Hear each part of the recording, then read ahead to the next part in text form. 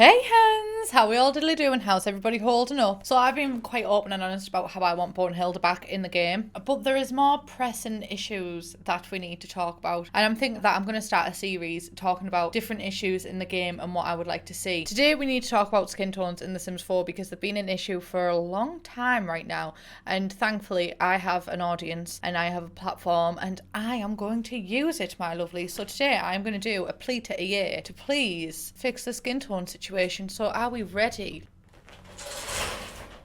Aye, aye, Captain. I'm going to say as to why we need skin tones, as to what's missing, as to how things could be better. So, let me take you, my lovelies, on a journey through history. Because I have a history degree and I've been playing The Sims since the year 2000. So we start off with The Sims 1. The Sims 1 is, the skin tones were not...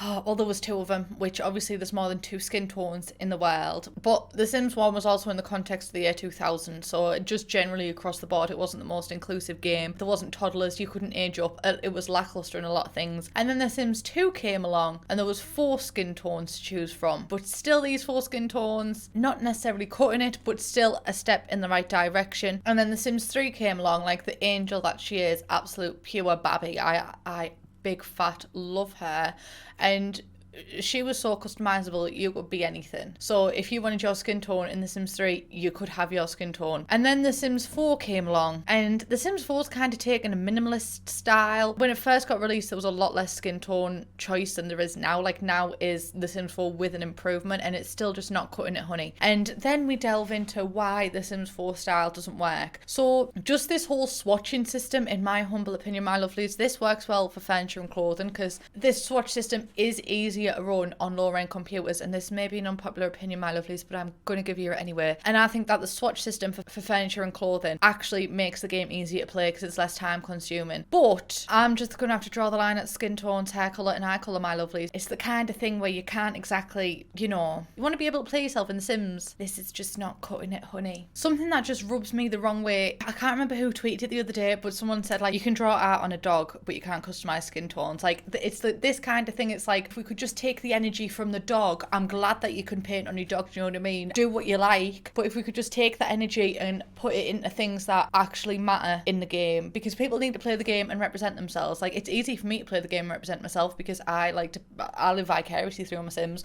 so I'm just living out a different version of my reality, but I can do that very easily because I'm a white, light brown haired girl. Like, this video, the title is about skin tones, but it's more than just that, because even though there's been an improvement lately, or anybody who doesn't have this hair, you can't represent yourself properly in the game. The kid on Twitter came up with this mock-up, which is basically taking the sliders from The Sims 3 and putting them into The Sims 4, so we have the actual ability to customize and pick precisely a color style, which also should be done for hair and should also be done for eyes. I think doing this for the hair will be more complicated than doing it for the skin, because there's only like a certain amount of swatches for the skin tones, where with hairstyles there's like each hairstyle and then each swatch. But I think that it definitely could be done for skin, especially because we can draw a picture on a dog. Like, you could draw more skin tone colors on a dog than you can pick skin tone colours. In this civil rights movement, I'm not a fan. I feel like The Sims 4 has kind of got to the point where I'm almost like, is this a social experiment, honey? Is this testing what we do and don't miss from The Sims? What do I suppose? What is the plans moving forward? Well, they are absolutely amazing content creators like Mira, and she's got the melanin pack, and you can actually represent yourself in the game with her custom content. But should you have to rely on external sources to be able to represent yourself properly in a game?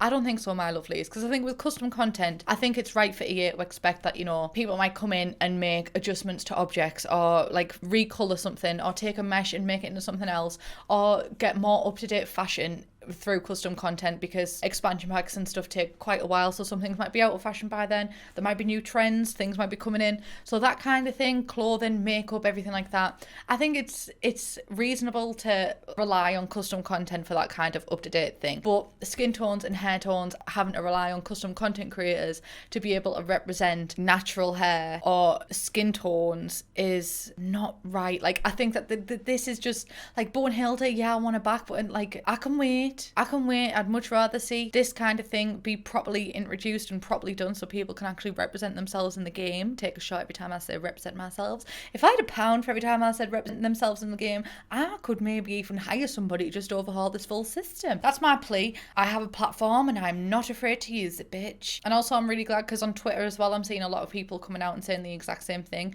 that we need this kind of update in The Sims. I hate to say it, I hope I don't sound ridiculous. The Sims 4 is a white millennial simulator. You're only really being exposed to the white middle class experience in the Sims game, which I've said across the board, like for multiple times now. It's an American simulator, but it's a white American simulator because we don't have the proper hairs, we don't have the proper skin tones, we don't have the proper experiences, and we've got to rely on external sources. But being able to bring these kind of things into the game with updates, not just white-centric things, it's that kind of exposure at a grassroots level. Like, these are the changes that we need to see in the world. Anyway, if anybody is watching this and then they have a platform, I do implore you to use it because it's important to use your platform. But please don't attack the sim gurus or anything like that. The more of us that speak up, the louder our voice will be and the more seriously we will be taken. So I would like to, as a game changer, implement some change into this game, starting off with skin tones. Thank you, my lovelies.